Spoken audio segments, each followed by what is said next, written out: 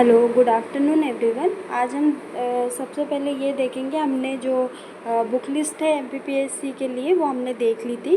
अब हम ये देखेंगे कि पीएससी को क्रैक कैसे किया जाए, या उसमें कौन से कोर सब्जेक्ट रहते हैं, कौन से जो छोटे सब्जेक्ट रहते हैं, कि हम उसको मतलब कैसे मैनेज करें, हमारा टाइम मैनेजमेंट क्या हो और कितने दिन बचे हैं एग्ज़ाम के लिए।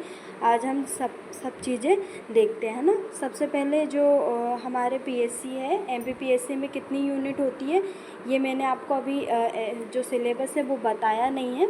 मैं आपको एक वीडियो में पूरा सिलेबस बता दूंगी। बाकी अगर आप पीएससी की तैयारी कर रहे हो तो आपको पता ही होगा कि कितने यूनिट होती है और किस यूनिट में क्या क्या टॉपिक है ना। तो जो एमपीपीएससी में मैं यहाँ आपको बता देती हूँ, आप नोट कर लेना। 10 यूनिट होती है प्री में। हम सबसे पहले तो प्री की ही बात करेंगे, क्योंकि सबसे पहले अगर प्री नहीं निकलेगा तो मेंस का क्या करेंगे। इसलिए जो बिगनर्स है, जो अभी स्टार्टिंग कर रहे हैं, उनके लिए ये वीडियो बहुत अच्छी रहेगी। और जिन्होंने तैयारी भी कर ली है और जिन्हें कोई गाइड करने वाला नहीं है, तो मैं खुद पीएससी की तैयारी कर रही हूँ, तो आपको मैं कुछ गलत बताऊँगी नहीं, है ना। सबसे पहले 10 यूनिट होती हैं। हम अगर इसके बड़े सब्जेक्ट की बात करें, है ना, तो आपको पता ही है हिस्ट्री कितनी बड़ी है। हिस्ट्री है, ज्योग्राफी है, पॉलिटिकल साइंस और इकोनॉमिक्स। ये जो 4 सब्जेक्ट है वो जो बहुत बड़े सब्जेक्ट है, प्री में भी रहते हैं, ये मेंस में भी रहते हैं ना। इसको कंप्लीट करने के लिए ज़्यादा टाइम भी लगता है ना। और जो छोटे सब्जेक्ट होते हैं वो जैसे एमपी की हिस्ट्री हुई, एमपी की ज्योग्राफी हुई, है ना, एमपी की पॉलिटी हुई और एमपी की इकोनॉमिक्स। जो हमारे जो एमपी की हिस्ट्री है वो यूनिट सेकंड में दी है, और एमपी की ज्योग्राफी है वो यूनिट 4 में दी है, और एमपी की पॉलिटी किस में दी है, यूनिट 5 में दी है, और एमपी की इकोनॉमिक्स यूनिट 6 में दी है। और इसी के अंतर्गत अब छोटे सब्जेक्ट में हम जो ट्राइबल्स हैं, जनजाति हैं, उनको शामिल करते हैं ना यूनिट 10 के अंतर्गत। ये भी बहुत छोटी यूनिट है। अगर आप, क्योंकि हमने पहले से ही हम जनजाति जो एमपी की हिस्ट्री है उसमें हम पढ़ ही रहे थे, पर जो ट्राइब्स है उसमें हम अच्छे इसको इन डिटेल पढ़ेंगे, है ना। तो ट्राइब्स हो गया यूनिट 10 में। और अगर अदर सब्जेक्ट की बात करें, जिसमें जो ना तो छोटे सब्जेक्ट में आते हैं, ना तो बड़े सब्जेक्ट में, ये बीच में है ना। जैसे कंप्यूटर हुआ है ना, यूनिट 9 में कंप्यूटर दिया है। करेंट अफेयर हुआ, जिसमें आपका इंटरनेशनल करेंट अफेयर हो गया, नेशनल करेंट अफेयर हो गया, और एमपी का करेंट अफेयर हो गया। ये किस में, यूनिट 8 में दिया है।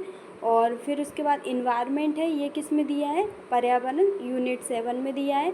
हेल्थ में ही आपको साइंस भी मिल जाएगा, जिसमें ह्यूमन बॉडी का स्ट्रक्चर है ना, यूनिट 7 में दिया है ना। और इंस्टीट्यूट जो दिए हैं, जो संस्थान दिए हैं, जैसे इसरो है ना, इसरो है, हमें डीआरडीओ के बारे में पढ़ना है ना, उनकी उपलब्धियों के बारे में पढ़ना है, तो यूनिट 7 में, है ना। अगर हम इसके क्वेश्चन की बात करें, तो जो एक एमपीपीएससी प्री का है, प्री में कितने 100 क्वेश्चन होते हैं, जो कि 200 मार्क्स के होते हैं। ये मैंने आपको लास्ट वीडियो में मैंने आपको ये बता दिया था, है ना। अब अगर हम जो बड़े सब्जेक्ट है, जो हमारे कोर सब्जेक्ट है, उसकी बात करें तो उसमें कितने क्वेश्चन आते हैं, 25 क्वेश्चन लगभग आते हैं। अब आप सोचिए, खुद ही सोचना कि जो हमारा हिस्ट्री है वो कितना बड़ा टॉपिक है ना, कितना बड़ा सब्जेक्ट है, कितना बड़ा टॉपिक है। उसके लिए हमें बहुत समय टाइम चाहिए, है ना। और जो ज्योग्राफी है, ज्योग्राफी इससे छोटा है, पर इसके लिए भी हमें थोड़े समझने की ज़रूरत है ना। पॉलिटिकल साइंस भी बहुत अच्छे से हो जाता है, इकोनॉमिक्स भी समझने में टाइम लगता है। तो इससे मात्र कितने क्वेश्चन आते हैं, 25 क्वेश्चन, जिसमें आप सोचिए कि कितने बड़े बड़े सब्जेक्ट है। अगर आप ऐसे लॉजिक लगा के अगर करेंगे तो आपका पीएससी क्रैक करना आपके लिए कोई बड़ी बात नहीं होगी। अगर आप लॉजिक लगा के और अपने सब करके पढ़ेंगे तो अच्छा रहेगा ना आपके लिए। अगर हम छोटे सब्जेक्ट की बात करें, जैसे एमपी की हिस्ट्री, तो यूनिट सेकंड में दी है, तो ये छोटे ही सब्जेक्ट है ना। इससे अप्रोक्स कितने 40 से 45 क्वेश्चन आते हैं। आप सोचिए, आपके लिए एमपी हिस्ट्री जो इतना छोटा टॉपिक है, एमपी ज्योग्राफी ये भी छोटा टॉपिक है, आपको कुछ चीज़ें ही पढ़नी है। जैसे एमपी ज्योग्राफी में आपको क्लाइमेट पढ़ना है ना, और फॉरेस्ट पढ़ना है, और जो फॉरेस्ट टेक्स्ट पढ़ना है, जो एक दो टॉपिक ही है वही आपको इन डिटेल पढ़ना है ना, मिनरल्स पढ़ना है ना। और एमपी की पॉलिटी भी बहुत छोटी है ना, और एमपी की इकोनॉमिक्स और ट्राइब्स है ना, इसमें कितने 40 से 45 क्वेश्चन आपको, इतने ये छोटे सब्जेक्ट में ज़्यादा से ज़्यादा क्वेश्चन आप कर पाएंगे है ना। और अगर अदर सब्जेक्ट की बात करें तो इसमें कितने 30 क्वेश्चन आपको देखने को मिलेंगे, 30 या 35 भी हो सकता है, और इसमें 40 से 45 या इससे कम भी देखने को मिल सकता है। मैं अप्रोक्स ले रही हूँ है ना, लगभग, ये आपको एग्जैक्ट डाटा नहीं मिल पाएगा ना, ये तो आपको कोई बता भी नहीं सकता ना एग्जैक्ट क्या है ना। तो सबसे पहले हम देखेंगे कि हम इसका टाइम मैनेजमेंट कैसे करेंगे। सबसे पहले हम ये देखते हैं कि जो हमारा 2025 का प्री कब होगा है ना। तो अगर मैं अपने हिसाब से बताऊं तो जनवरी या फरवरी में हो सकता है, या मार्च भी चला जाए। मतलब आपके पास 5 मंथ है ना, 5 महीने हैं आपके पास। 5 महीने में 150 दिन है, डेज़ है, और इससे ज़्यादा भी हो सकते हैं, मैं आपको कम से कम बता रही हूँ। और कम से कम आपके पास इतने, अगर आप इससे ज़्यादा भी आपको टाइम मिलेगा तो बहुत ही अच्छा है ना। तो हम सबसे पहले देखेंगे कि क्या करना है। जैसे बड़े सब्जेक्ट हैं हमारे, कौन से, हिस्ट्री है, ज्योग्राफी है ना, इकोनॉमिक्स है, पॉलिटी है ना, ये हमारे बड़े सब्जेक्ट। छोटे सब्जेक्ट में एमपी का हिस्ट्री, एमपी की ज्योग्राफी, एमपी की पॉलिटी, एमपी की इकोनॉमिक्स और ट्राइब। और अदर्स में कंप्यूटर, करेंट अफेयर, हेल्थ और इन्वायरमेंट और संस्थान है ना।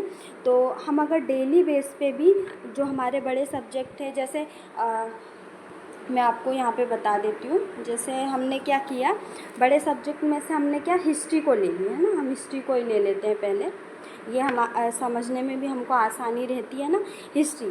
तो आपने क्या किया, जैसे आज से ही आपने स्टार्ट किया, या जैसे आपने 21 से स्टार्ट किया है ना, 21 अगस्त से।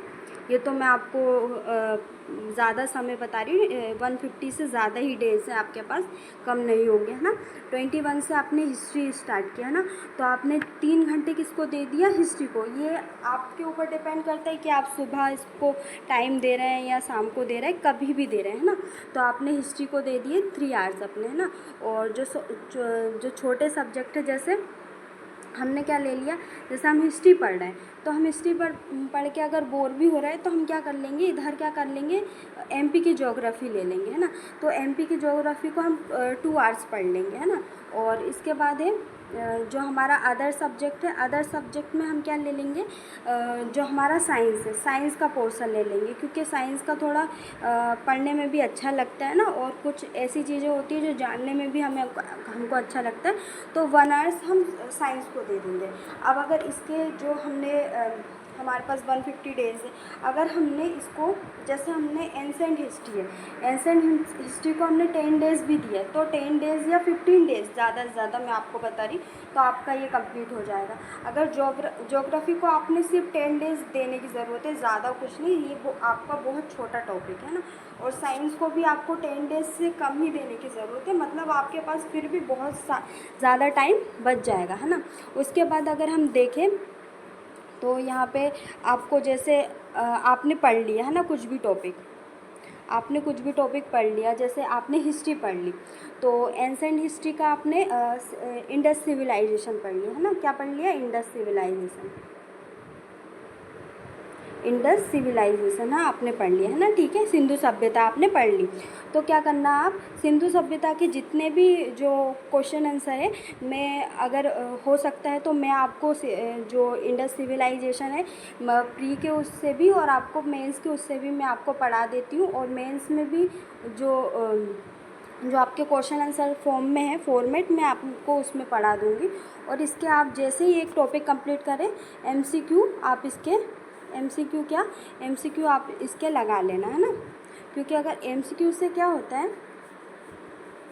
आपका जो टॉपिक है वो आपको ऐसा मतलब आपको पता चल जाता है कि हाँ मेरा कंप्लीट हो गया, और इससे अगर कुछ भी क्वेश्चन आएंगे है ना, तो मैं कर सकती हूँ, है ना, या मैं कर सकता हूँ।